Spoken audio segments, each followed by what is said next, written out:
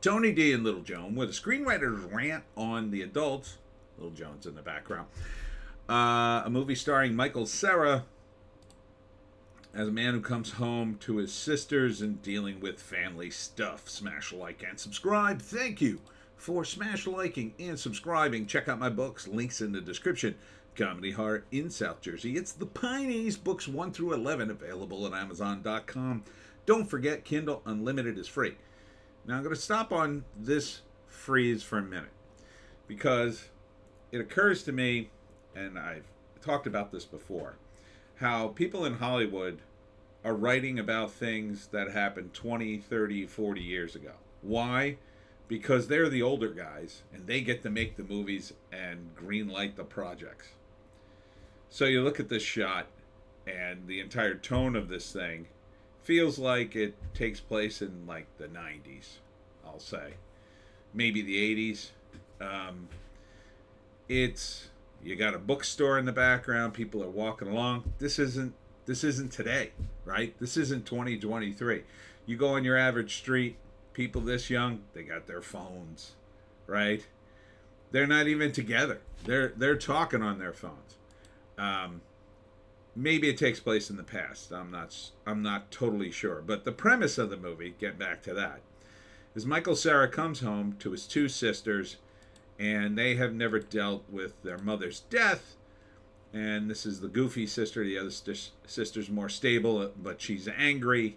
And Cera realizes that he's needed at home, and I guess he travels for work, but he may travel and gamble. Not so sure. He does play a bunch of cards in the movie, and at some point he tells his sisters he's lost all his money. So maybe he self-sabotages himself, so he's stuck at home. Their mother's house, perhaps. He's drinking, so maybe he's got a drinking problem. This is the girl who's into him, and so is he running away from his life where he's needed, especially for his younger sister here who seems to need him, although she seems pretty happy. They're goofing around. I don't know. It seems like a complex drama with little details, so I think it could be watchable. Feels like a very indie movie. Written and directed by Dustin Guy Deffa. It's an interesting name. Michael Cera, Hannah Gross, and Sophia Lillis. Yeah. Seems fine. Seems like a solid art house movie, right? Michael Cera's going to do his thing. Hopefully turn the corner and become more dramatic, more respected as an actor, while at the same time using his comedy chops, which he does have. He's very funny. He's been in many movies where he's been very funny. I really like him in This Is the End, even though he's kind of like almost a cameo. But man, that's a funny scene with him. So yeah, I would see this. I would see it. I wouldn't be high on my list. If I missed it, I'd be happy to catch it, on VOD. But it'd be a good date movie. Looks harmless. There'll be a little drama, but in the end, it'll end kind of positively and nice. So first act, he comes home. Not sure exactly why. It may be because he's just in the neighborhood. It may be because of events that have happened within the family. But it's clear that the older sister has got a lot of anger, and the younger sister really kind of needs him around. Second act, he decides to extend his stay, and as he does, he gets more and more sort of sucked back into his old life, and that traveling around on the road all the time may not be for him. He may be a professional gambler. I don't know. That may be his gig. And then he maybe self-sabotages towards the end of the second act to stay behind. And he eventually has a dramatic confrontation with his older sister. And they kind of resolve their issues.